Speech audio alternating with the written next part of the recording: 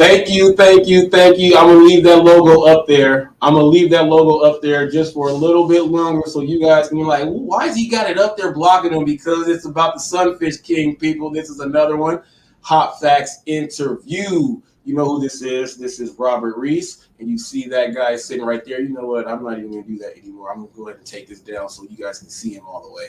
Let me go ahead and take this down.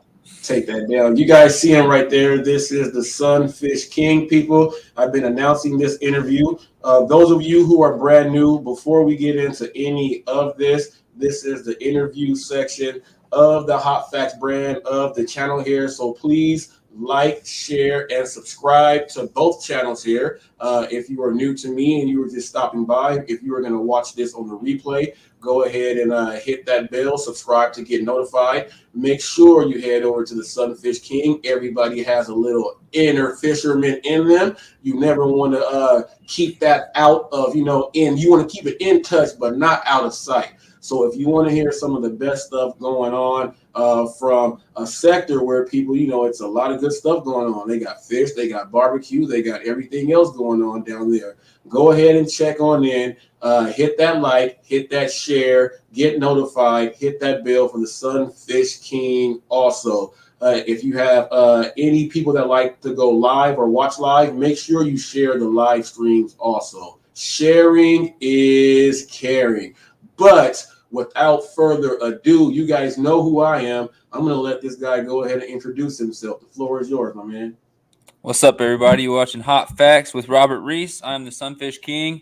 That is my name on YouTube, Instagram, Facebook, TikTok, all that stuff. So appreciate you having me on, Robert. Thank you, buddy. I've had a YouTube channel, I don't know, a little less than 2 years so far at this point. Started it in 2020, probably November 2020, something like that. It's been pretty good. Met a lot of awesome people on here. I do fishing, outdoors content, a lot of live streams. I do some interviews myself. And I met Robert here through James Gype, one of his live streams. And Robert came in my live, showing some love, and said, "Hey, I'd love to interview you on the channel." And I said, "Let's make it happen." And here we are. So happy to be up here, man. Thank you for having me. No problem. People, did you hear how he broke down the process on how that worked? I didn't even have to tell you guys. That was all love. Went ahead and checked it out, and I was like, oh shoot, this dude got a good thing going on.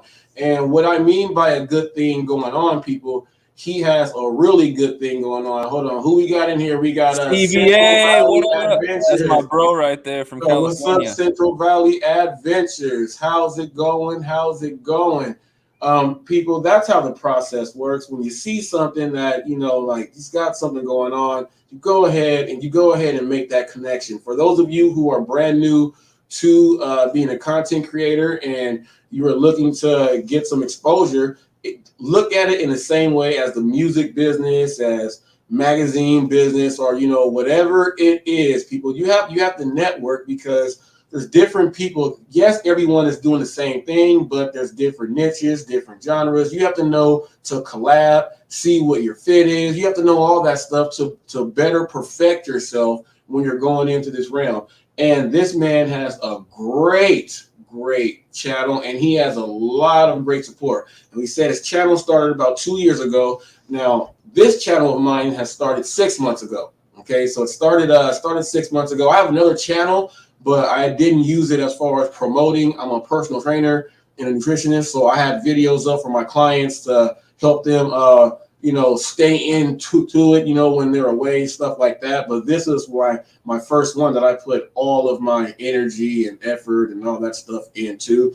And I see that you have a pretty cool system going on there. But before we get into your system, you fish, and let the people know what region you are from, because people, when you're dealing with outdoors and fishermen, there's different fish. If you're hunting, different things. So let the people know what region and all that other stuff, and what's your specialty when you're doing your thing. Well, I'm a Midwest man. I'm from Missouri. I probably moved to Kansas City, Missouri when I was like 2 years old. Before that, I was all over the place. But obviously, I don't remember that because I was so young. But I've been in Kansas City as long as I can remember, and I recently moved down to Springfield, Missouri, which is more southwestern Missouri. So I've been here for about a year. I'm I was teaching classes and I'm working at the college here and stuff like that. And so while I'm finishing my wildlife degree down here, just kicking it in Springfield, I fish for a little bit of everything. So if you guys know sunfish, like crappie, panfish, stuff like that, just because I'm the sunfish king, I'm not afraid to go catch some bass, some catfish. I'm actually going to try to do a catfish live stream on my channel overnight tonight. But I fish for a little bit of everything. I would say if I had to pick a specialty, probably some fishing with some lighter gear for those crappies, those bluegills, those trout, stuff like that. But I'll get my hands dirty. I'll get out there. I'll walk around in some creeks and I'll catch whatever fish there are out there to catch, and I'll have fun doing it. Ooh, wait, people! He sounded like the Brett Favre of fishing. People, he said he will go anywhere, knee deep, waist deep. It don't matter. He's gonna catch the fish. Now, you said you're working on your wildlife degree. That's crazy there, because before I got into kinesiology, I was going to school for zoology. Okay, Really? I have a passion for the wildlife. Since a little kid, I was the kid that can go up and pick up anything and, keep it as a pet to learn about it, then go to the library, read the books, always watching the National Geographics and all of that stuff. And when I was like, man, I gotta go do all of that other school, I was like, I'm gonna keep my passion all the way still. My kids and my wife right now, when there's times when they'll come in the house and it's nothing but nature on, and they're like, huh?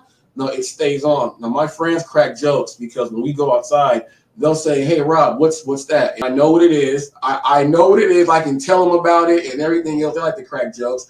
Now, are you gonna go into the wildlife warden? Like that, or what part of the wildlife part are you going into?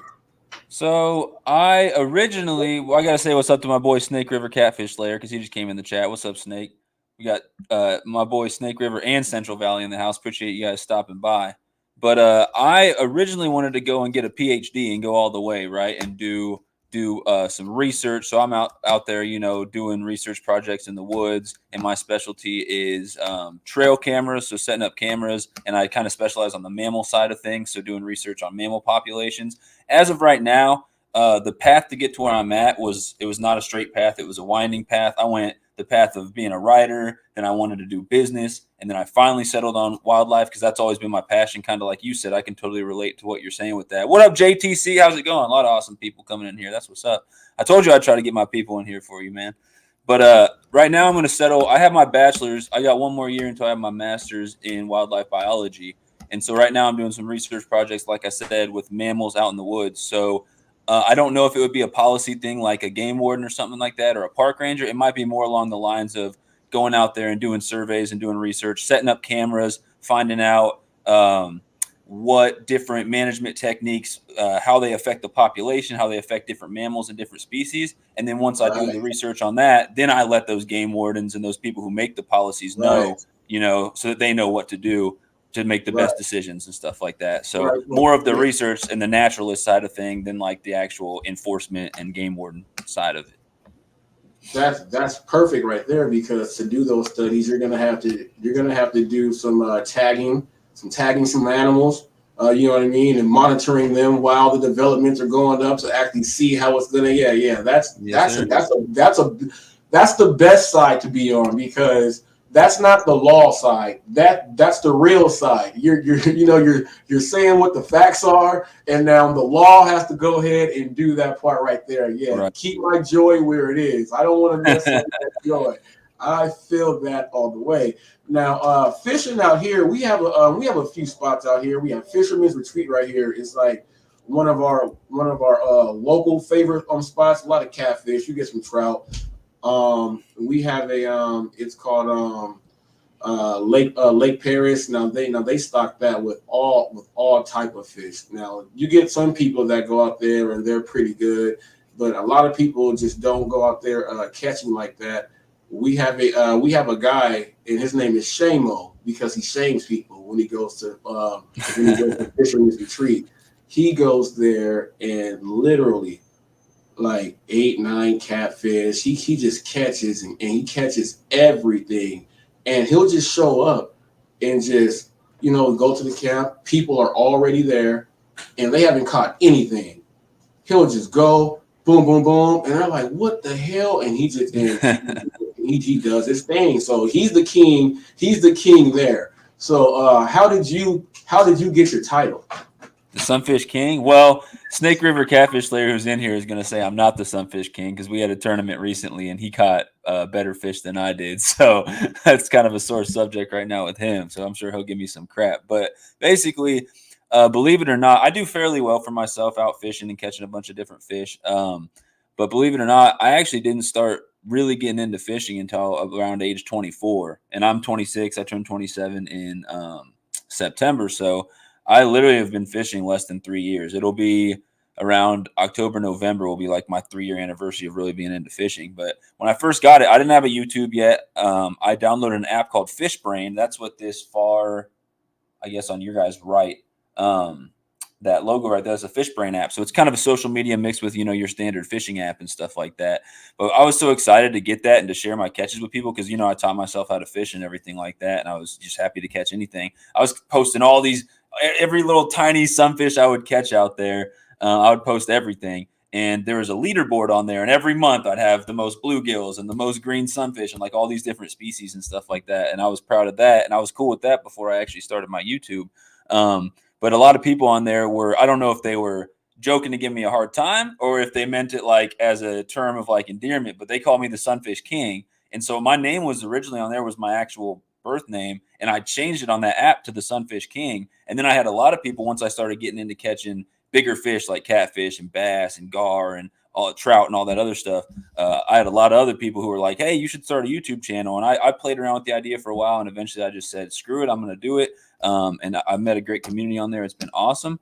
But I just went with that name, the Sunfish King. I looked it up. There was no other people named that. So it's good to have that name where, if you're like Fish Catcher 93 or so, there's going to be 1,000 fish catchers on there, right? You want to have something unique, something you can make a brand out of. But I catch a lot of sunfish, so I felt like it fit. When I'm out there catching trout, people are like, you should change your name to the Trout King, or you should change your name to the Carp King, like whatever I'm catching at the time. But I'm cool with the title. I mean, I got a whole merch store. I got stickers. I got the banner. It's like, it's too late to change it now. And I'm cool with the name. So that's kind of how that came about. And I got a lot of really cool people that come to my lives and stuff. And I call the community around me the Sunfish Squad and everything. So I've kind of made a whole thing out of it at this point. What's up, DoorDash?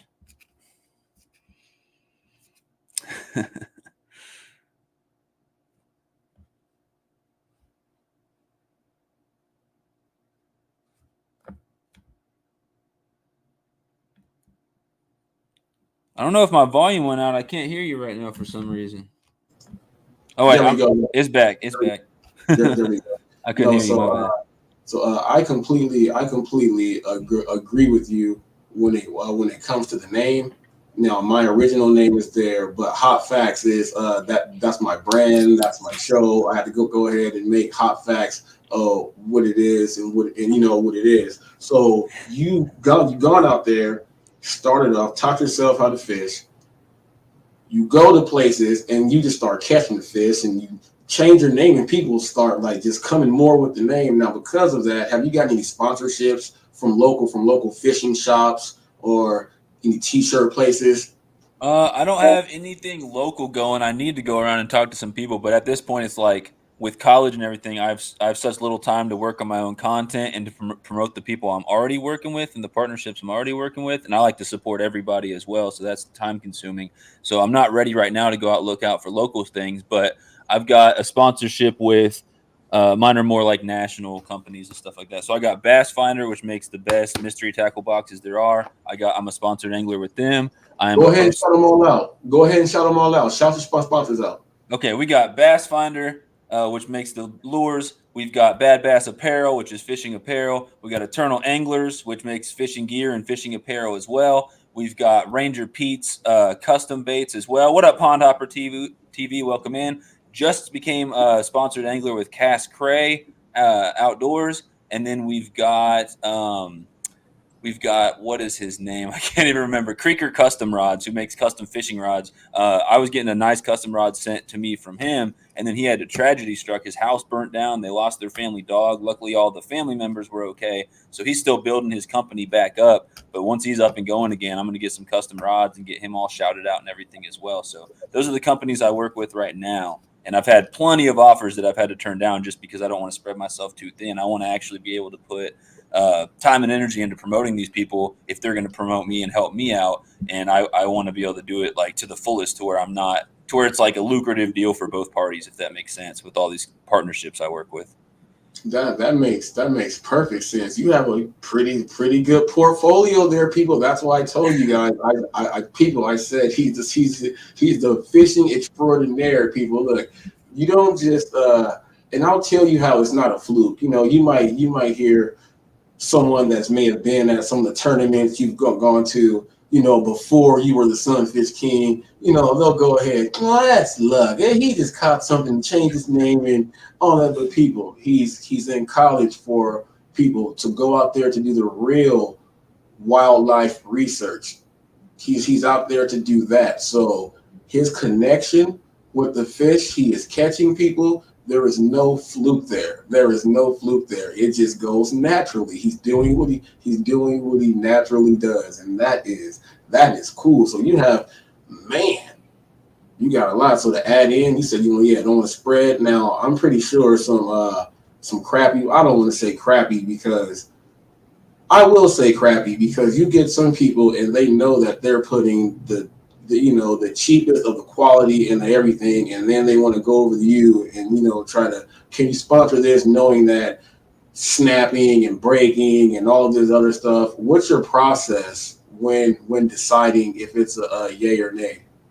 So with Bad Bass Apparel, it is actually like a 16-year-old kid who's really done some impressive stuff, who owns that company, and he catches really nice fish on Instagram. And so with that deal, it is me trying to help him out and trying to help him kind of fulfill that dream. He wants to fish professionally for a living, and so I'm trying to help him out with that. And when it comes to the other companies, it's got to be a company that I support their product, right? So Creeker Custom Rods, I was getting that custom rod from them, and the reason why I haven't shouted them out in a whole bunch of my videos and made it this big official thing where I'm talking about them all the time, it's because that rod that he made me actually burnt down with his house before I even got it. So before I start making content saying everyone go buy these, I got to make sure they're good. But I talked to the dude on the phone for 4 hours building that rod, and he knows exactly what he's talking about. And he talked to me about all these tournament fishermen that he makes rods for and everything.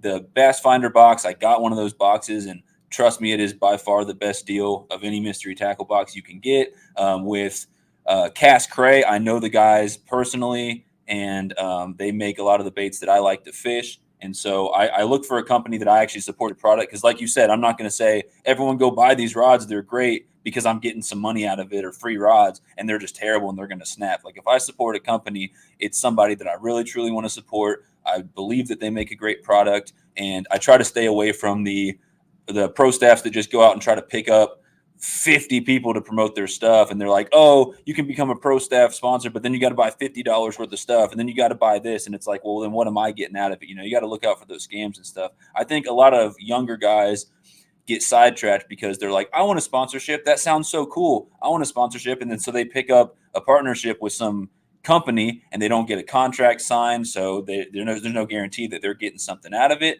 And then they end up having to pay for the starter kit and then buying all these shirts and stuff to support a company. It's like, whoa, what are you getting out of it, man? So I make sure it's a good deal for both parties. And I always try to make sure that it is a product that I want to endorse and put my name on, if that makes sense as well. That makes perfect sense for anyone that is going into any type of business. If you are in self-promotion and you are in the business, and I'll break it down like this: if you are in the business of getting handshaking yeses and contract signed, people, handshaking yes, but make sure you get that contract signed. Okay, make sure you get that contract signed. Make sure not only you look over it, people, have someone else go ahead and look over that thing also. Make sure you do that, and don't just go into the first thing that comes your way. A lot of the times, the first thing that comes your way, people, it's definitely not going to be it. Just treat it like, if you're a guy, treat it like you're growing up and you're dealing with girls. The first girl you ever meet is not going to be the girl you're going to spend the rest of your life with. So don't sign your life away, because some people, they'll sign a contract or something and they didn't even realize, I signed something that says I'm signed with them for 8 years. What And the I can't hell? use anything else besides their products and this and that. And yeah, like make sure it's worth it for you, man. Don't limit yourself for one company that's not even going to give you your worth out of it, right? Exactly. And me coming over from the gig world, and I appreciate you throwing that out there, people, because he let people know that man, he's over there in the gig world and he's trying to teach people to do these things. Now, me before the gig world, being a fitness specialist and a trainer and a coach and then nutritionist, I have clientele. So I'm used to running my own business like all the time, and we have people in this economy that they opened it up for people to be a 1099. So they take the 1099 and they want to take the 1099 and say that I am my own boss, but they don't realize that when you are your own boss, you have to hold yourself accountable just like any corporation would do, because you're picking up the contract for the client and taking full responsibility for it. And they don't understand that you got to have that professional attitude at everything you do. People, it crosses over from, he's over there fishing.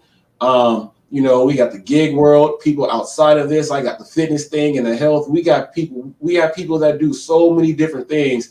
If you're a barber, you're out there trying to get some clientele to cut some hair. You gotta have the same principle, same mindset when you're going in and doing this thing. It's a shame when I see people get taken over. When they get hoodwinked, is what I say. When they get hoodwinked, they get put in that bad deal, and there's nothing really they can do. There's nothing really they can do, and you see people stop doing what they were doing all the way together. They just stop. Like, well, I'm just going to be under contract until it's over. I'm not even going to do anything. And that sucks there, people. Don't let anything like that push you out of what you're doing. Now, I want to ask you, the fish you catch. Now, you named a lot of those, and I do like the alligator gar. I love watching people catch those things. What is your number one live? Okay, let's break this down. Number one live bait. Okay, what's your number one live bait? And then give me your number one bait of your choice from anything that you have in your box. Okay, that's a really tough one because it gets species specific at some point, right? So if I'm going to fish for monster catfish or something, I'm not going to use crickets. I'm going to use a live fish or cut up, sunfish or shad or something like that. But if I have to pick a number one live bait just across the board, as weird as it is, I'm just going to say trusty dusty night crawlers, man. Put some worms on the hook. You can catch everything from a little tiny bluegill or a little shiner all the way to I've caught 40 plus pound carp. I've caught double digit catfish. I've caught big gar. I've caught all types of stuff just on worms. Now, if you're specifically targeting bigger fish, you might want to use a bigger bait. But just for across the board, I mean, when I go out there and I just don't know what's in the water and I want to figure out what's out there, I'm going to throw some worms on like a medium size hook. So maybe a size 6 hook, maybe a size 4, maybe a size 2, something like that. Something that a bluegill or a little fish could still get in their mouth, so I could see if there's little fish in there, and then still have the chance of hooking up with a big fish and landing it as well. So that'd probably be my number one live bait. Although I do like live sunfish or even cut up sunfish for like gar or Mm. catfish or whatever. But my number one bait of all time that could be anything, that's going to be it's a really close one. I'm going to say it's a toss up between two. So I either like and I wish I had them up with me to show off. All my baits are downstairs. My live stream used to be in the same room with all my fishing gear, but I don't think I have anything to show off here. But my number one, just like artificial lure, is either going to be Bobby Garland crappie jigs, because those can catch panfish, sunfish, crappie. I've caught big bass on them. I know people have hooked up with catfish on them. I've hooked up with carp on them, which doesn't even make sense to me, just from carp's biology. They shouldn't be trying to eat little fish, but I don't know. So Bobby Garland crappie jigs on like a 1/16 ounce jig head, because they can catch a whole lot of different fish, and I can slay the panfish with them. And the company Cast Cray Outdoors, my new sponsorship, or my new sponsorship with them. They make a lot of little crappie jigs as well, so I'm excited to use those. But it's a toss up between that or inline spinners. So like the little gold or silver spinners you would use for trout, or you would use for bass, or you would use for panfish, because I think a rooster tail or a spinner, you can catch just about any type of fish on those type of baits. So I'm going to have to go, curly tail crappie jigs or those little baby shad style crappie jigs, or I'll have to go with the inline spinner. I'm sorry I couldn't pick just one for you, but I like so many different baits, man. It's hard to decide. No, that's why I wanted to ask you, because I know a question like that. It's kind of because you're fishing so many different type of fish, but what that did was he let you know different things right there, so you take which one and figure out where you're going to be using that. That that is awesome there. So now we carp. Now carp, pretty much those things I've seen in rivers where they'll just hop in the boat. You don't even got to do anything for those carp. Have you seen those videos? Yeah, Asian carp. Yeah, those can hurt people, man. It gets dangerous because people will be boating at a fast speed, and if one of them Asian carps jumps out of the water and hits you in the head, you'll be in trouble, man. That's No, Fishing with Brantley on his backup account. So that's another one of my YouTube friends from the fishing community right there. What's up, Brant? no, I've seen it in Texas. I've seen it in Texas. Well, we have them here now. A lot of people don't know. They're like carp are just people. We can eat that. By the way, like the population that's kind of getting out of control, people. So you can eat that and help people. I know it's a losing battle by the way on how they can breed, but eat that, people. It doesn't taste bad. Doesn't taste bad. Go ahead if you want to fry it on up. Throw yourself some fries, some hush puppies right there, and get down. Do your thing. But a lot of people don't understand that a koi fish is actually like it's a carp, correct? Yeah, very closely related to the common carp. They're in the same family. Yeah, Same. koi fish, goldfish, and carp are very, very closely related, actually. Now I got a question for you since you're on that side. Why is the koi worth so much? It's very interesting because you've got all these fish in the same family: koi, goldfish, carp, and a lot of them come from Asia, right? And they also have because they're not from here. If they get in our waterways, they have the potential to take over the waterway and be a problem, right? And be an invasive species. I literally have to say that the two differences would be, one, that koi fish, even at their grown size, don't get 40, 60, 80 pounds like a giant grass carp or common carp. So you could keep it in like a pond at your house or something like that. And two, honestly, it's the same reason why people have no problem eating cows and pigs and stuff like that. But as soon as you start talking about killing a rabbit, a lot of people get upset because rabbits are cute and cuddly, right? So you've got these koi fish that are beautiful colors, and there's all these different like subspecies and breeds of them, and they're really cool looking, right? But you've got these carp that everyone are like, oh, that's ugly. That's a fish with a big mouth just sucking dirt off the bottom and stuff like that, right? But if any of these fish that are very closely related from Asia get in our waterways, there's a potential for them to become an invasive species and take over. So if you guys have a pet goldfish, you want to get rid of it, don't go throw it in a pond or a lake somewhere, because that could become a problem down the road. I really think it's just the difference in their looks, honestly, because they're very similar fish. Right, and people, what he said was, don't go throwing them in lakes. I have seen videos, people just they'll go throw them out, and then some places where it'll flood, and it just left this little, this little small little pond thing, and someone threw the fish in there, and then they looked, and it was just overpopulated with just goldfish in there, a lot of goldfish. Yeah. Now in your area, you fish a lot, you're out there in the wildlife, so I'm pretty sure the spots where you are fishing, since that's all your craft, you're looking around, you're making sure what's right and what's not right. What's the most problematic thing for you environmental wise, as far as when you're out there fishing, environmental wise, and as far as development? Let's go there. Okay, so I'm not 100% sure what you mean by development, but environmental wise, I mean, you hit it on the head talking about the Asian carp. Those are a huge problem out here in Kansas. I think it's the same in Missouri as well, but I typically go to Kansas to fish for them.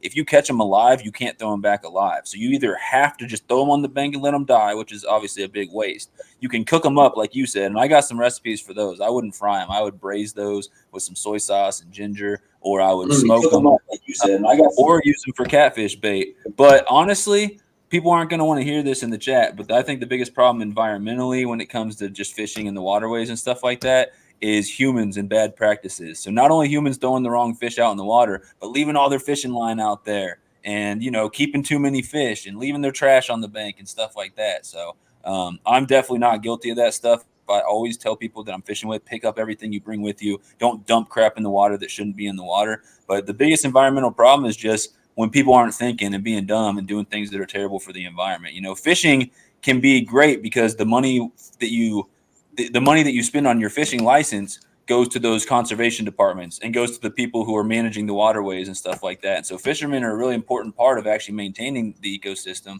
But fishermen can also get a bad name when they're out there leaving their line all over the place and making trash everywhere and keeping too many fish and just destroying the population and everything like that. So honestly, humans can sometimes be the biggest problem in the environment. I don't know if that's the answer you were looking for.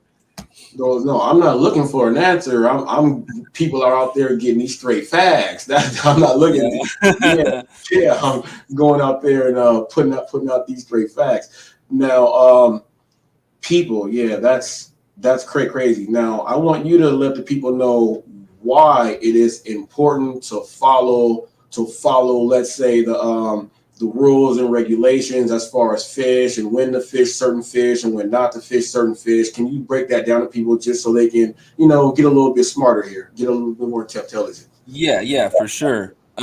So one of the big rules is you're not allowed, in Missouri, and I'm sure in a lot of other states as well, to take fish out of one waterway and go put them somewhere else. And that's because all these waterways are typically, if the conservation department's doing their part, they're managed to have a good population of all these different fish. And if you're putting the wrong fish in the wrong waterway, that can be a big problem, and especially if it's some fish that's invasive or something like that. But the biggest thing is just going back into history, not only with fish, but with all wildlife. Back in the day when we first settled North America, we have to eat, right? So people are out there hunting and they're fishing and they're keeping stuff for food, and animals for fur and all types of stuff like that, right? And it was unregulated for so long that I'll give you a perfect example. In Missouri, we were down to 300, not 300,000. We were down to 300 white-tailed deer at one point, and that was in the 1900s, I believe.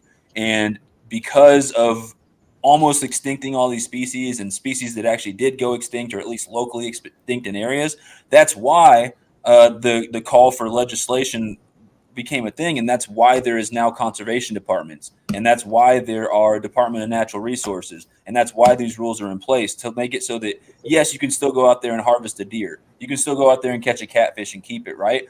But there's a rule preventing you from going out there and catching 20 catfish from one little lake and keeping them all, because obviously what's going to happen, you're going to run into the same issues where species are either going to be in danger of going extinct or going locally extinct and things like that. So the reason why we have the rules, the reason why we have the regulations is to make sure that us, our kids, and future generations will still be able to enjoy wildlife without seeing the fish and land animals that we love going extinct and not being here anymore. Right. Now, can you now? I don't know. If well, it might be on your radar. Can you let people out there know of and it can be fish, it can be any mammal. Can you let the people know what fish out there are evasive that we do not want in our waters, and fish and a mammal. So because people go out and hike, they go do things, and some people might, oh, what is that? And they don't know that, hey, we have to take that out because it's going to do damage to our ecosystem for our animals. So can you let them know some fish and then a couple mammals that they might want to be aware of? Yeah, so like I said, the Asian carp. So you're looking at big head carp, silver carp. Those are pretty highly regulated to where if they're in your waterways and you catch one alive, you're not allowed to put it back, or else that's actually illegal and it comes with a fine, right? And the reason is they just, like Robert had said, they reproduce at such an alarming rate, and they're going to, one, think about all the ammonia they're putting in the water when they urinate, when they create waste and stuff like that. And it's going to muddy up the water and make it nasty and kill other fish. But two, they're out there eating stuff that the other fish could be eating. They're taking up territory and space that the native fish around here can't inhabit. So they're going to harm the populations of all our fish. So that's a big one. You hear about Asian carp all the time. Some people, I know I've got a friend who's a fish biologist specifically, and he extends that to all carp. He doesn't like common carp. He doesn't like grass carp, but specifically, the Asian carp. So you can still stock common carp or grass carp in most waterways around here, but a lot of conservation agents are very against it. Brantley, who is Nikki NYKI in the chat, he said snakehead. That's a big one as well. Snakehead were brought here from Asia. They're a big food source for some people from Asian countries, and they brought them here so that they could have those to eat here. But the snakehead, they compete with the bass, they compete with other species around, but that is a highly disputed one because there are a lot of people I know who love to fish for snakehead, and most conservation agents will tell you snakehead are here to stay. There's not really much we can do about them. We just have to accept that they're here. So whether for better or for worse, they basically accept that we're not getting rid of snakehead. And a lot of people tell you the same thing with Asian carp. So those are things like that. And then here's a big one is any exotic fish that you get from a fish store. So you go to your pet store and they've got some crazy fish from Africa, from South America, stuff like that. Those are fish that you, under no circumstances, should ever be putting into a creek or a river or a lake or anything like that because they don't belong here. And if you put a couple of them in there and they start to populate, that's going to start a whole problem as well. So things like that. And then with mammals, that's a hard one. I had someone ask me that question the other day, and I couldn't specifically think about mammals that would be considered invasive. Now, the same thing, if you were to bring something that doesn't belong here at all, like you start bringing elephants or kangaroos or something over here to America, that's going to be a problem, right? Like your zoo animals, but that's not really an issue right now. However, what a lot of people don't know, people think kangaroos are cool. Over in Australia, hunters are paid to actually go out and shoot upwards of 30, 50 kangaroos in a day sometimes because they're so overpopulated. They get into urban areas and they cause a lot of problems. They can fight. They can fight. A kangaroo can fight. Yeah, they're strong, man. I watched have you seen that video of that guy fighting the kangaroo when he was trying to take his dog? Oh, he just punches it. Yeah. Yeah, but with mammals, man, it is the biggest thing is I actually did research on this in my undergrad as I was getting my bachelor's degree in wildlife biology. We used to have wolves and we used to have mountain lions here in Missouri. And right now we don't have the gray wolf and we maybe have a couple mountain lions, but officially we don't have a population of them. They were all killed by people back in like the 1800s and early 1900s, and by the mid 1900s they were pretty much gone. And people were wondering if we were to bring those back to try to control the populations of deer and other species that they would eat, would that be a problem? And through the research, I mean, I more research obviously needs to be done, but through my research, it didn't look like it would have been too big of an issue for the deer and for the wildlife to have those animals either reintroduce them ourselves as humans or for them to naturally come back into the area. But you've got to think about humans, right? So we obviously don't want mountain lions and wolves running around our backyards, killing our dogs and, going on the farms and eating our chickens and our livestock and everything like that. So you've got farmers that are obviously going to say, definitely don't do that. You've got people in suburban and urban areas that are going to say, obviously don't do that. But just from a wildlife standpoint, a lot of these big predators that people are worried about making a comeback in certain states, like here in Missouri, through my research, it doesn't look like it's going to negatively affect our population. And it actually could keep things like deer in control because we've actually got an overpopulation of deer because management was so effective bringing them back. Oh, wow. Now, real talk with Roy. People, by the way, Roy is on the road to 1K. He's on the road to 1K. I went up there and if a moderator can go ahead and drop his link, pin that, go ahead and drop that link and I'll pin it there. He's on the road to 1K. Roy says it's like the current Burmese python situation in Florida. They are jacking up the ecosystem. Yes. Now there's also, they have the nutria, the rat. They brought the nutria over there in Florida also. And that thing can get huge. A lot of people don't know what a nutria is. People just go ahead and type up what that is. But huge. Now there's a guy, and his name is the Mink Man, and he goes around with the mink, and he's also he has a monitor lizard now too. But the mink, he trains the mink to go in, and the farmers hire him to go catch all the rats. Now the mink goes in, and it'll go and kill like 40 rats, and it knows to bring the rats back. Now he's doing that, and because it's more effective, it's better for the cattle and everything else on the farm. And I want to ask you this, with the ferrets, the minks, the martins, all in that realm, having them, as pets is illegal. But do you think that introducing more to the wild, because they'll tear some of those carp up, if they'll eat everything like that. Do you think like trying to bring the smaller animals like that in, not necessarily say a wolf, but those small carnivores, the ones like that, the marmots, the minks, try to bring more of those in?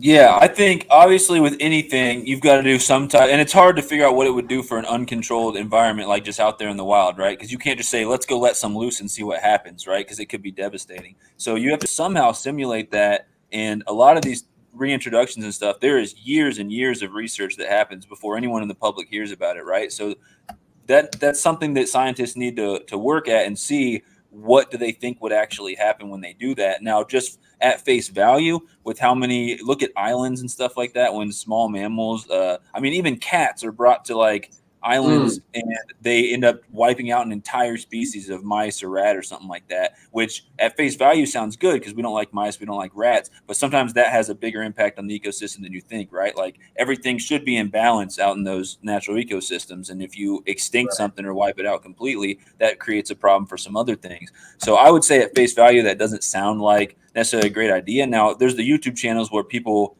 are literally paid, they're trained, they go out with their minks and their ferrets and stuff like that, and they'll have them go kill the nutrias and the muskrats and things that are like taking over a pond or a lake or something like that, and that is very effective. But now those are trained animals, and that's only one or two of them. That's not releasing a bunch to where now they're right, repopulating and they're creating their own problems. So any number of these things has to be researched effectively to figure out what the best option is, and that's some of the research that I'm planning on doing. Not necessarily that project specifically, but that's why we need more biologists. Everyone is like, oh, I want to become a conservation agent, I want to be a park ranger, but we need more people behind the scenes finding out what those people should be doing that are the best decisions to make. And so that's why I'm in the field that I'm in. Hopefully some of the research I do can make a real difference when it comes to that policy. So all that stuff needs a lot of research and stuff behind the scenes to figure out what would be the best option before we just go out and do it. So you don't ask people, you don't ask like a politician or somebody who has no idea about wildlife what they think they should do, right? They need to consult the experts on whatever topic that right. is. Right. Now, people, he said you go to the pet store, the fish from African people. He's talking about cichlids, your Jack Dempsey's, and all those, all those cichlids, all the ones you see in Africa. Those fish are aggressive people. They put something inside that tank. Now, my buddy has some pacus. He has two pacus. The pacus pretty much he's putting grapes or whatever else in there, so we can go up there and nibble on those. Every now and then you'll see some flakes go in his mouth. But he has some Oscars in there, and then you got the little Jack Dempsey's that just swim around there like they are bigger than all the other fish. And people, like he said, you don't go and buy a green pear, buy any of these fish, and decide, hey, it's getting larger. Let me just go to my gated community lake in here and just put them in there. People don't do that. Don't do that at all. It turns very nasty. What is Real Talk with Roy said? He says, I'm sorry today, but most fish and game officials, they make the laws. Yeah, see, and that's Right. Because they're not that listening to the people who are doing the research, right? I ran into this problem with some of my friends doing their undergrad research and even their graduate research is they were paid by the conservation department to do research on like a paddlefish or some certain type of fish that's highly regulated, right? And and they were given all the resources they needed, right? But when the findings started coming back that hey, what those people who are making the laws are doing right now is actually hurting the fish, and it's not the best decision. Then they start going, well, whether it's laziness or what it probably is not wanting to spend more money to change the way that they do things. Then they cut the funding to my friends who are doing the research, and that's when politics get involved and stuff like that. And the same thing, I had some friends somewhat related that were doing research on waste treatment plants and power plants that are along the river, right? So they're taking water samples upstream and downstream, and they're like, wow, they're really messing things up downstream from these power plants and these water treatment plants. And as soon as they find that out, they start getting kicked off this government property. Hey, you can't do the research here anymore because your findings are going to go against what we're doing. They're going to make us look dumb, make us look wrong. And now we got to spend more money to change the way we do things, right? So they don't want that stuff to get published. So there's a lot of politics behind it. And unfortunately, sometimes money trumps things like making actually important decisions that can help the environment, right? What's up, Pontoon Jody? Welcome in. Appreciate you coming in. Man, people, if you are in the same area, you frequently say hi, do a head nod, a head tap, a handshake with this gentleman. Listen to what he has to say out there. If he notices some change around the environment and he says, "Hey, watch out for this," pay attention to the man. Do you hear the passion that this man has? And this goes for any type of profession. The people that make the most of the decisions, they have no idea what goes on with the whole real deal. So we want to make sure that no matter what it is, we get more people that are behind the scenes, try to put them into position to put things in place to make things work. Because if it's always going to be in the hands of someone with money, people, it is never going to be promising. It's always going to be a battle. Now, I want to get into this. Fishing, you went over that. You started with the tournaments. Do you have any tournaments coming up? And do you have any tournaments coming up with the missus as a co-ed? I need to get her in on it. She's not competitive. It takes the fun out of fishing for her. She likes hanging out and fishing with me. She just recently became okay with making videos. What up, Wrangler? What's going on, buddy? What up, Pontoon? Sorry I missed that. What up, Pontoon? Jody, sorry I missed that. There you go there. He catches some monster catfish. Jody's awesome. But yeah, my girl Molly, Sunfish Queen, she just recently became okay with me putting her in the live streams or making videos of me fishing with her. But she doesn't like the competitive nature. She's been in one fishing tournament with me, but she's like, I'll just catch fish and see what happens. And she ended up winning a t-shirt, so that was cool. But with just myself, I recently have done some fishing competitions. I did well in some. There were some other ones I didn't quite do as well in. It's been really hot around here lately, so all the bite hasn't been great. The conditions are changing, and I'm having to adapt to that, to where I'm usually fishing at night now when it's cooler and the fish are more active, and that's not when people are doing most of these challenges and stuff like that. I do have one more against I was talking about the Eternal Anglers. It's a company that I'm a pro staff angler for. The guy who owns the company is actually going to fish against me for sunfish. He wants to challenge the Sunfish King to a sunfish fishing tournament, just me and him one-on-one. So we'll see how that goes. I'm assuming I'm going to win, but who knows? He might have something up his sleeve. So that'll be exciting.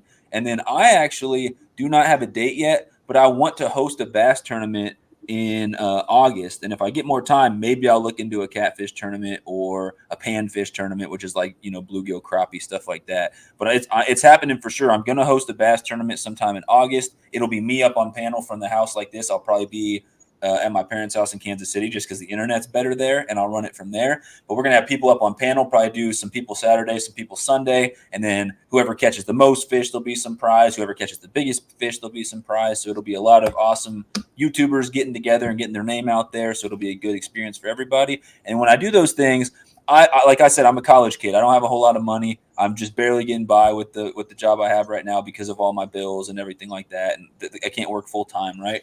But I'll throw in some prizes, but we got some awesome people in the community that like to throw in. They'll throw in gift cards. They'll throw in rods and reels and lures and their shirts and their hats and their stickers. And so I'm gonna put that out there to the community. And you'd be surprised with the catfish community, the sunfish squad, and all the people.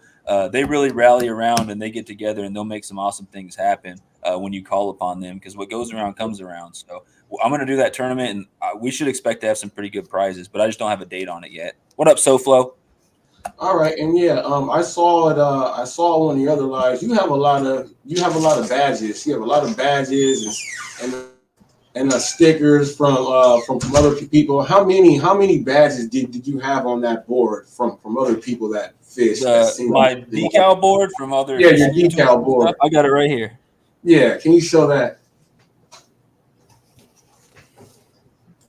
So I got a 4 foot long by 3 foot tall one right there, right? And so a couple of these ones around the edges are my own stickers, but everything on here except like that big sticker that says Sunfish King These are all from different channels. And I gave them all a shout out in my live stream last night. I know we're doing an interview, so I ain't going to sit here and shout out every single person. But some of the people who are in here, like Pontoon Jody, we got her sticker right there. And some of the other people who have stopped by, I've got their stickers on there. Really cool.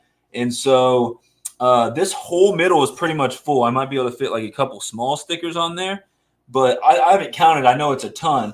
And I still got canvas over here. So we're going to keep going. I like to do sticker trades with people. If I win a sticker or if someone sends me a sticker, I'll send them back one and pop it up on the board. But I'm going to keep going until I fill this whole thing up. And then I'll probably just get a second sticker board. And maybe eventually in my live streams, besides just having that banner there, if I can get a little more space, I might put the sticker boards off to the side so you can see all the people that support me and all their stickers as well. There's a lot of really cool people that I've met that are on this board.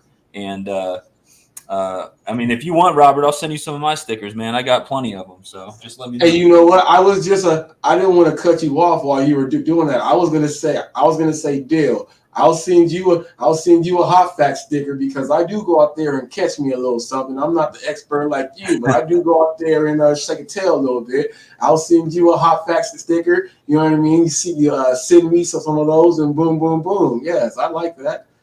Yeah, I'll send you a whole pack of my stickers, man. I got quite a few different designs of my own, so I'll send you one of them. I got some of these really cool shiny ones like that, and then just my basic logo as well, and some other shiny ones. So I'll send you a whole kit of stickers, man. No problem at all. You just send me one. I'll throw it on my sticker board. No problem. Yeah, man. Yeah, man. Now, what's the largest fish weight wise you've ever caught? 41-pound grass carp. So 41-pound grass carp. Now, what's the largest non-carp that you've ever largest caught? non-carp? Oh man. So all my biggest fish are carp, man. I would love to get out and do some ocean fishing, and I'm just getting into like fishing for bigger trophy size catfish. Like I want to do a lot more of that, but typically the places I've fished have had more like smaller like channel cats and stuff like that instead of the big blue cats and flatheads. Unless I'm forgetting something, there may be something I'm not thinking of right now. But it is all the way down to like a 10-pound channel cat. Like, honestly, I think I've caught carp in the 40-pound range, 30-pound range, 20-pound range, and in the teens. But I think the biggest non-carp is a 10-pound channel cat. I've caught a 9-pound big head carp. I guess that's a carp, too. I can't really say that. I've caught an 8-pound long-nosed gar. That was a ton of fun. I've caught around a 7 or 8-pound flathead catfish. And there's some other fish I'm not even thinking of right now, but trust me, I'm going to change that soon. We're going to get out and do some ocean fishing when I can. I'm going to start getting on some bigger catfish, and I'm going to run those numbers up soon too. Fishermen are always chasing that next big fish, that next new species, stuff like that, and I'm no different. Oh yeah. Now I was going to ask you about the sea fit fishing. Now my grandfather growing up, we had a store called The Shop. It was a bait and tackle store. It sold your beer, your bait and tackle. So we were the little kids stocking the shelves with all the weights and everything else like that. So when they go out there to go deep sea fit fishing, man, my grandfather, every single large fish he caught, he bronzed that thing and had it just sitting up. Those things are awesome trophies right there. If you have something like that. Now when we have these charter boats that go out there and they follow the fish, and you may have like 20 or 30 people on the boat out there fishing. You catch your fish.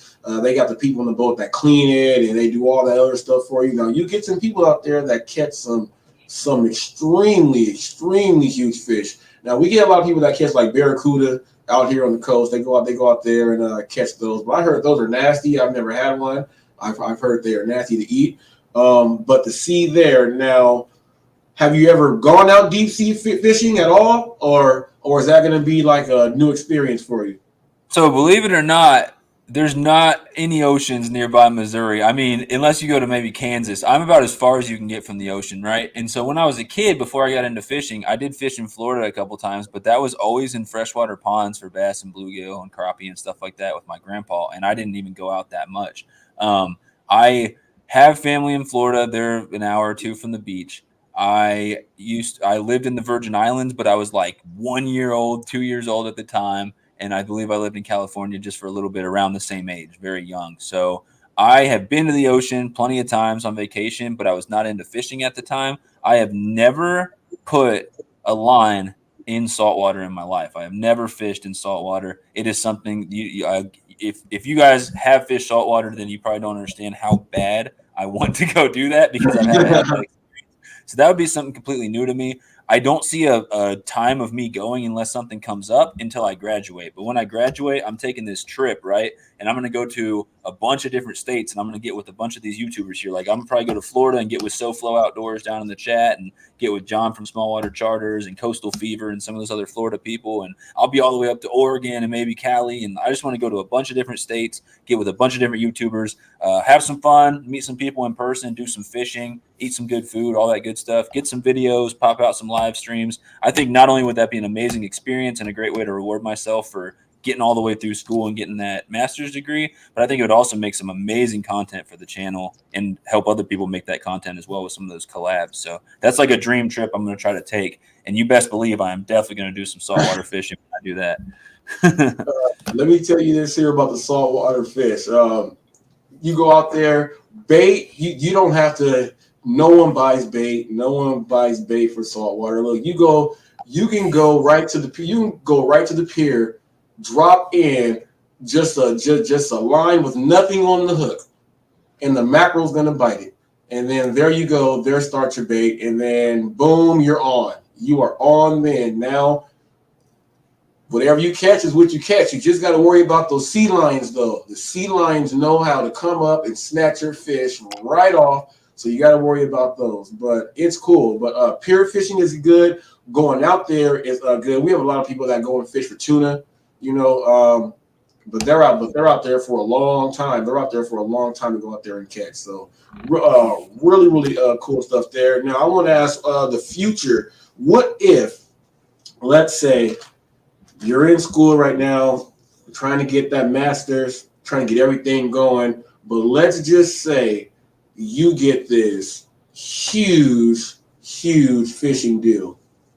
Are you gonna go with the fishing deal, or try to do them both? Try to do them both. Try to do your behind the scenes work and fish. But what if you get that because you're doing really well? So you never know who's watching. You already have sponsorship. What if you get that? Like, man, now would you continue the school? Or would you you know what? I'm good now. I already That's a tough question. Yeah, go ahead. Tough questions. That's the battle of the two passions right there, right? So you got my hobby and what I'm doing all the time when I get free time, and then you got what I've literally gone to school for years. So making it this far, being a year away, maybe less than a year if I graduate in the spring from my master's, no matter what happens, I'm finishing my master's. I'm going to finish my master's unless something amazing comes up and there's no way for me to do so. That's going to happen no matter what. Now PhD, that's something that I'm already pushed off till later anyway. I want to get into the field and get out there working. But you run into things like I got friends who do tournament fishing, and it's killed some of that love for fishing for them because now you're not out just fishing, having fun, trying to catch whatever. You're switching baits as fast as you can. You're worried about what everyone else is catching, and you're stressed out the whole time, and you're worried about it. And so I wouldn't want anything to ruin my love for fishing because I've had passion for a lot of things, but when it comes to like a hobby, a pastime, I've never had as much of a passion as I do for fishing. Like if I could fish all day, every day, I probably would. So that's really tough. Ideally, yeah, I'd try to do some mixture of both if I had something that was actually paying bills and allowing me to kind of make a supplemental income off of my YouTube or off of fishing or something like that. But yeah, my passion career-wise still lies with the wildlife and the environmental stuff and doing all that. So that's still the dream. My girlfriend and some other people as well have even said, well, do your wildlife thing for a while. And then when you get a little bit older, maybe do that part-time and then you can do some fishing guiding on the side. Once you got that boat and everything like that, do some guided trips where I take people out and get them on some fish and they pay me to do that and stuff like that. And it's really interesting that you asked the question. I bring that up. I was out grabbing gear at Walmart, right? Like after work, right before this thing, right? And some people from Florida were there and they started asking me questions about trout and stuff. I was like, I don't know what about me screamed I'm a fish expert, but they came right up to me and started asking me all the questions. So I got them set up with rods and what bait to use and what line to use and all this stuff. And I gave them tips. And the guy was like, hey, if me and my son want to go fishing tonight and we get a 1-day pass to fish in Missouri, I'll pay you if you go out with us and show us what to do and get us on some fish. And I was like, that's not a bad deal, but I'm already planning on doing a live stream tonight. I want to fish with Danimals, who's another YouTuber who's up in the area right now. He's from Oklahoma, but he's in town right now working. So me and him already got plans to get together. So I told the people, hey, I gave them some advice. I told them where they could go fish. I gave them a couple spots. And I said, if you happen to come up where I'm at, I have no problem with giving you some advice, helping you tie on some things, whatever you might want to do. But I said, you don't got to worry about paying me, man. I'll be out there fishing and hanging out with my buddy, and that'll be top priority. But I'm always down for helping people out. So if they do happen to show up and fish somewhere near us, I'll give them some advice and stuff like that. But being a fishing guide would be cool. I definitely got to hone my skills, and I got to find like the lake or lakes that I would fish on to do that and like really break them down and become an expert, because you don't want to go out and worry, hey, am I going to get these people on fish, or are they not going to catch anything and be upset? You want to be confident, like, all right, if I go and hit this spot with these baits, we'll get some fish. And if that doesn't happen, I got a plan B and a plan C and a plan D, all that stuff. So definitely have interest in both of those passions. That was a really tough question. Yes. Well, you answered it finally. I want to give a shout out there. We see this comment here. This is Flight Sports TV. I want to give a big shout out to Flight Sports TV. If you guys know LiAngelo, Lonzo, LaMelo Ball, whatever order you want to put them in, you guys watch them on Facebook. You guys watch Ball Facts. You watch Ball in the Family. These are Laval Barr's associated channels that he has on YouTube. So Ball Facts, you go ahead and check out Ball Facts and AB. That is directly right there, close, in the same room with the guys. And then Flight Sports TV, you'll go ahead and catch anything as far as the Ball brothers, as far as basketball, period. But primarily, if you want the info going down on what's happening with basketball and the Ball family, go ahead and check out Flight Sports TV. But it's everything basketball, but you will get those Ball facts there. I appear on the panel there whenever I get a chance. I'm busy, so whenever I do get a chance, they show me love. I'm up there being able to speak that basketball game, people being able to drop this thing down. Go ahead, check them out. Like and subscribe that channel if you are a basketball fan. A lot of basketball people, you don't understand, once the season's over, they don't do nothing and they go back and fish. So people, you got sports guys go back and fish. They fish in their spare time. So big shout out to Flight Sports TV. Thank you guys for stepping on in. Now that question there, everyone's got to get asked that question, because that's the question that everybody has to think about. You know what I mean? But like people say, when you get older, you can start doing this and that, but you never know how it's going to play out. Hopefully something comes to where the money coming in, it's all together, so you can actually, do that and then do that whenever. You know how Hulk Hogan has it? Well, you're not as old as me. Okay, I'm 40. All right. So here's how it was when Hulk Hogan used to do his thing. Hulk Hogan would have the WWF at that time belt for like 3 years straight, right? And Hulk Hogan would not wrestle on the regular just Saturday show. Hulk Hogan only wrestled for the main event. So every 2 months there was a big match. That's when Hulk Hogan wrestled, and he was able to do everything else he wanted to. So, so the money worked out, so he didn't have to do all that. He had it together. You know what I mean? So yeah. Hopefully that works out for you, because it gets tough. Do you see people out there fishing and you just get really irked with them? Like, you're like, why did you do that? Have you seen people that just, it made you step out of the friend zone or the normal fisherman zone to go above, like, hey, don't do that again. It's not good for. Have you ever had to do that? I have definitely. I'm normally a pretty chill guy, and I get along with almost everybody. But I will have a word with somebody if I see them throwing trash on the ground, disrespecting the waterways, throwing their crap in the water. Another one that would really get me is if people were catching like big bass, big game fish, and they just killed it and throwed it back. I don't know why, but some people do that for some reason. They catch big fish and they kill them and throw them back, and I don't know why they do it. Stuff drives me crazy.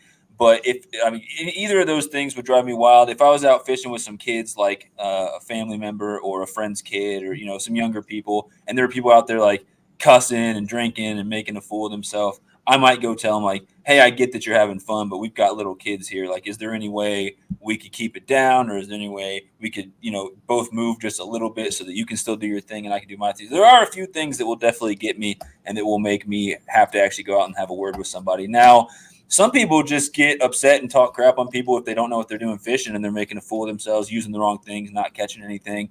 For me, that's an opportunity to I'll either go to them, or I've had people even who are watching me, like trout season. Trout is where I really shine. I'll catch a ton of rainbow trout out there in the ponds and the rivers, and people will come up to me and they're like, I haven't caught a single fish, and I've watched you catch 15 in the time I've been out here. Kind of like your boy you were talking about who catches all those catfish, right? Shamo or whatever you Yeah, said. Shamo, yeah.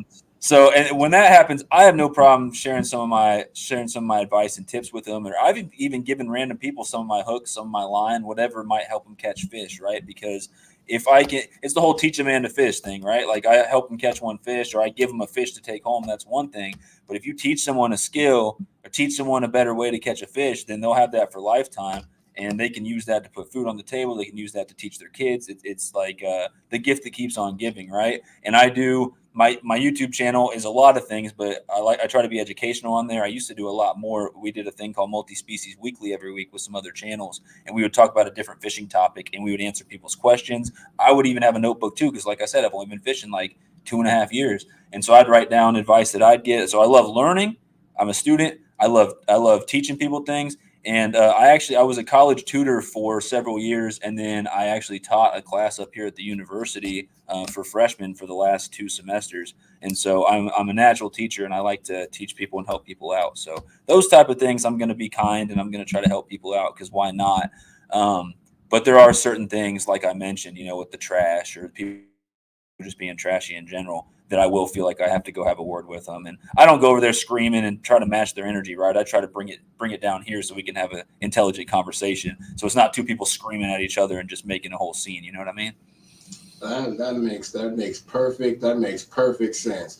Now I gotta ask you a question. I'm gonna bring you into the gig world really quick. Well, this is just no, Don. It's not gonna have to do with the gig world. Just a question in general.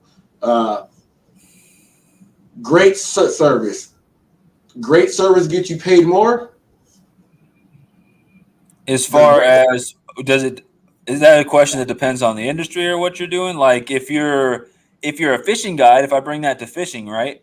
The great service, you might book a fishing trip for $300, $250, $400, whatever it is, right? And that's the rate. So if they don't catch any fish, or if they catch a ton of fish, that's still the rate. You're getting the same amount of money for the same amount of time. However, a lot of people tip their fishing guides. So there's where you get a little bit more from a tip, right? So that's the short term. Then you got to look in the long term, right? So even if you're not getting more for one order, that if you're doing an Uber driver or something like that, or if you're taking out one client and they don't tip more, if they go home happy, those people are more likely to call you again in the future, right? They're more likely to recommend you to someone else in the future, right? You're more likely to have that 4 or 5-star review on Yelp or Google Maps or whatever it may be, and you have that higher rating and stuff like that. If you take out too many people and you don't get them on fish because you don't know what you're doing, or you get frustrated with them and you yell at them or anything like that, they're probably not going to come back. They're not going to recommend their friends to you and things like that. So in the short term, yes, you could get more through a tip from great service.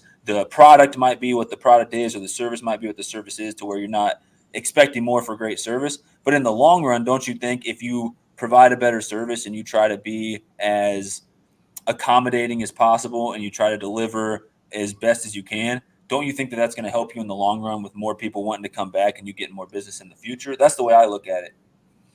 Yeah, people. And I asked them that because, and if I specifically said gig and then threw it out because I know he was gonna go ahead and do a cross reference there so people can see. But I wanted to do the cross reference because to tie it in, it doesn't matter, people, what business you are doing. He just broke down the principles of how it is. Okay, that's just how it is. No matter what you do, you got to go out there and do it like that.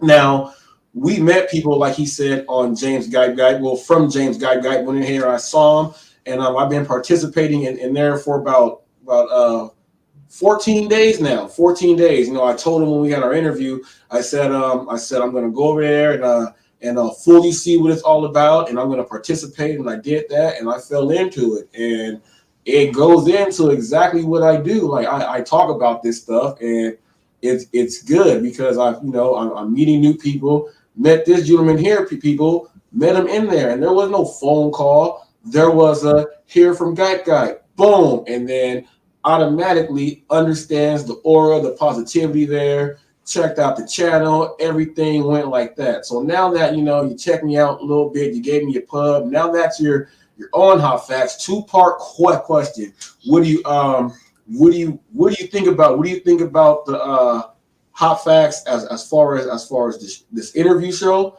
and as the channel as you've been peeping it a little bit?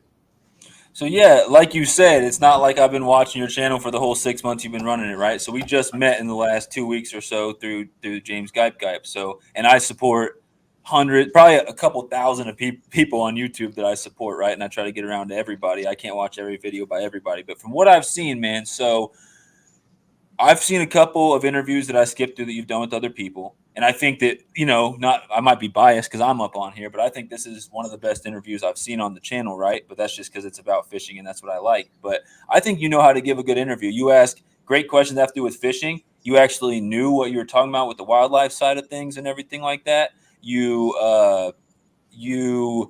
even brought it into your own community. So we got some of your people watching, some of my people watching, right? And so you have me answer questions that not only have to do with fishing and wildlife and outdoors and what I do, but also bleed over, cross over, whatever the word you use, into that gig community, into what you do on your channel, right? And I think that, like I said, I like to share knowledge with people and I like to help people out. And I feel like you do a lot of that when it comes to your own community, the people who are out there in the gig community, as you say, the people who are driving for Lyft or Uber or whatever it may be, DoorDash, and how those people can maximize their efficiency and try to turn that into an actual good living for themselves. I feel like I like any channel that has that educational value to it as well. I think that you carry yourself professionally just talking in the videos and the live streams. I really like the green screen in the back and the thumbnails look great. And I like what I really like is when you have people at the beginning of your videos say you're watching Hot Facts with Robert Reese, because then you're getting the people involved with it. I love it. You got different people in all your different ones. I haven't checked out all of the commentary on the different like news events going on and stuff like that. I might need to watch some more of that stuff because I do sometimes try to stay out of some of the negative stuff that happens in the news, right? Because if you focus on all that, it's going to just bring you down. So I need to see how you kind of put your spin on that. And I will check out more of that content as well. But I got to give you props, man. It seems like 2-3 times a day you're putting out a video or you're doing a live stream. You are on your grind, man. And it really shows because you've had your channel 6 months and you almost have 3,000 subs over here. And you got a video with almost 400,000 views on it, man. That stuff doesn't just happen overnight. Like, you put in the work. And I hope in the long run you reap the benefits for the work you put in. Yeah, thank you so much. Trying to grind, and like you said, like 3 videos a day. You might see anywhere from 5 to 6 shorts. It's because of how I do my work in the blocks. Whenever I'm doing the gig work, so in the morning time, I like to do like maybe 2 or 3 hours there. So in between that shooting, if there is something in the moment that happened there, I take that from that little clip from the video and I put it onto a short, because some people may not watch the video to get to that point.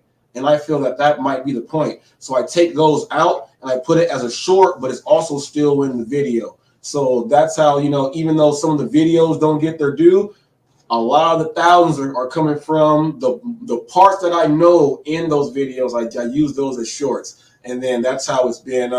I've gained. Actually, it's 3,000, like 3,200 subs, but I've lost like 460 subs, mainly all of them from the gig economy because of the methods on how I teach. I actually teach and talk about all the bad stuff that happens, what not to do. There's a lot of things that they want to keep hidden so that it's messed up and jacked up, but it all goes back on the customers, and the customers get treated like crap. But I speak out against that. So I lost all the bad people, and I got, all the ones who don't, but they're changing up the game to make everyone convert over to start following, the right way, because it's a business. They want, because you are your own boss and you are picking up a contract from a client, they want everyone to understand that you are now responsible. You are your own boss. You can't think of it like this and that. So I'm trying to get people to get more professional with it. If they have never ran a business, if you have never done anything and you're trying to use it to start a business, you got to start the principles on doing the business with you doing this, because this is the most freedom you've ever had to actually try to run your own thing. So I just try to make sure that people stay redirected.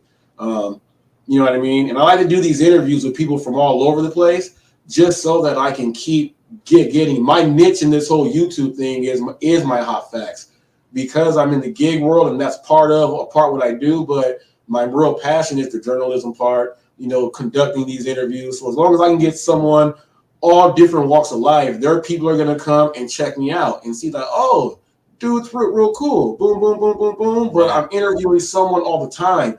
So even if you don't watch all the time, you may just want to catch me for the interview sections. You may just want to see an interview. You know what I mean? So I do that. And then I like to bring in the news, like you said, just because some people don't pay attention. Some people never pay attention. You know, some people pay attention too much, like you said. But I like to look at the news events that I feel socially, economically, you know, things like that we have to be more aware of. I don't put up Doja Cat or any of these celebrities fighting or none of that. You won't see any of that here. It's all about the realness, the actual factuals.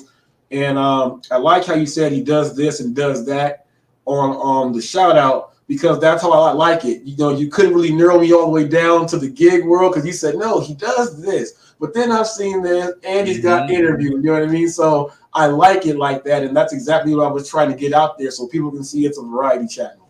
So, you know, thank you. I thank you for those words. And people, I'm telling you, once I clicked and then once he said done on my thing, if you don't know what done is, you'll figure out what done is. He said done. I went over there and I was like, man, I scrolled through all the videos. I said, this dude is a fishing extraordinaire. And that's the first thing that popped in my head. I said, he catches every single thing. And what was that $3,000 giveaway?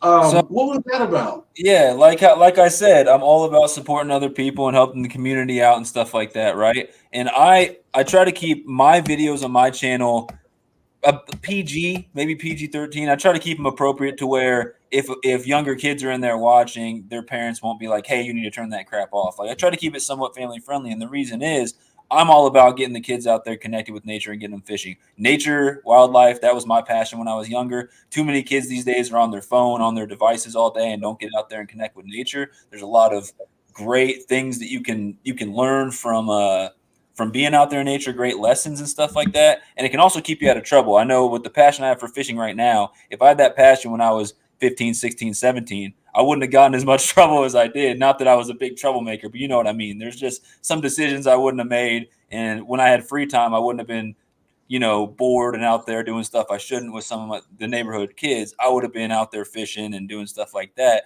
And so not only do I want to support that, you got these younger guys who are trying to actually make decent content. And some of my favorite channels are coming from 15, 16-year-old kids because they've got the passion and there's that room for improvement. They understand technology because kids these days understand technology. They can edit a video and stuff like that. And you can tell these are the kids that when they get older, they're going to have these big YouTube channels. And I can see that potential. So what I wanted to do was coming from a place where I come from, especially when I was a young kid, a family that did not have a whole lot. We were not a rich family, a wealthy family. We weren't, poor, struggling to scrape food together, but we weren't super financially well off. And so I know there's kids who would like to start a channel, but they don't have the camera gear.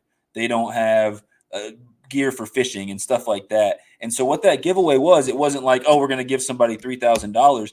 I did first through 12th place or something. And I put some extra prizes in there for other people who entered as well. And basically me and my man Ted from Off the Hook Outdoors, he's up in Pennsylvania. Me and him actually recently got together and did a collab for a weekend, and it was awesome. He's a really good dude, really supports the community as well. But he came to me with the idea, And then he knows how I do things. So he planted the seed and gave me the idea, and he knew I would just run with it. And so we reached out to all these people. We got all these people to throw in awesome donations and stuff. But what it was we were giving away cameras, tripods, lights, fishing gear, all types of stuff like that, helping people out with their channels. And it ended up being over $3,000 worth of prizes. And the goal was to either help people who are just starting their YouTube channel who need a boost and need to get some better equipment and need to get their name out there. Because not only do they get the equipment, they're on my live stream. People see that they won or got second or got third. Now their link's getting shared. More people are checking them out. So we wanted to give those people a boost, but we also wanted to help anyone who was thinking about starting a YouTube channel or had just started a channel but didn't know what type of content to make, didn't have the means to do that. So that was like the community had done a lot for myself and a lot for Ted. And that was the best way we could think of to give back to the community, was to provide these people with smaller channels with things like camera gear and equipment and things to make better videos, because we know they fish somewhere different than us. They do outdoor stuff different than us. Let's let them share their story and their experience so that we can see what they're doing out there and help them build their channel and build their community. And hopefully through the acts of kindness that we are doing for them, hopefully they'll understand how awesome this community can be, and they'll later bless other people with some of that kindness as well. So it's just our way of giving back and trying to help out as many people make the content that they want to make and what they're passionate about as we could. And I think it was a tremendous giveaway. I think it went really, really well. That was awesome. Now, people, it is just about that time, people, because I got a Hot Facts, people, gig edition at 3:15, people. So stay tuned for that one. We're going to talk about how it is delivering in a communist country, how this was brought up. I'm over on Instagram, and they watch Hot Facts on Instagram. And Vietnam, they love me over there on Instagram, and they were telling me that it's communist, and every driver gets paid the exact same amount, and there's only 2 delivery companies. So we will be discussing that after this at 3:15. So what I'm going to do right now, Sunfish King, is go out, give some shout outs and let everyone know where they can find you at. Well, like I said, my name is Sunfish King everywhere. So these are some of my social medias right there. So if you are into fishing, check out the Fish Brain app, the Fish Angler app. Those are like social medias mixed with like the fishing app. So they tell you, where to catch fish and, what people are using and what people are catching. But you can also meet people on there and share your links and share your videos and share your catches as well. I'm on all the classic ones. Like he said, the big 4. I'm on the YouTube, Facebook, Instagram, and TikTok as well. But on any of those, if you search Sunfish King, my name should come up. Now on YouTube, it might be Sunfish King just like it is. On TikTok, it might be lowercase like sunfish.king. But if you go and search Sunfish King on any of those social medias, you'll find me on there. I do want to say thank you for having me up, Robert. Hot Facts with Robert Reese here. If you guys have not checked out his channel, if you guys want to check out some more of his content, it's free to subscribe, ring that bell. He puts out videos all the time, so you can see what he's about. Check out some more of his interviews, some more of his hot facts. And if you are in any type of a gig community, like you are a driver for Uber or Lyft or something like that, then you could definitely learn a lot from this dude right here. Great dude. And I also want to say thanks for everyone in the chat right now for showing some support. I'm glad some of my people from the Sunfish Squad came over here to show you some love and to watch the interview as well. So thank you, everybody. Really appreciate you. Yes, people. So I'm gonna walk you through how I do my exit, people. I let them know this until the next caper, people.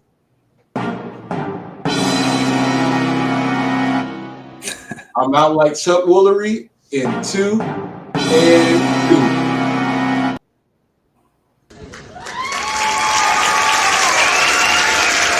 See you guys later. Later, everybody. Appreciate you.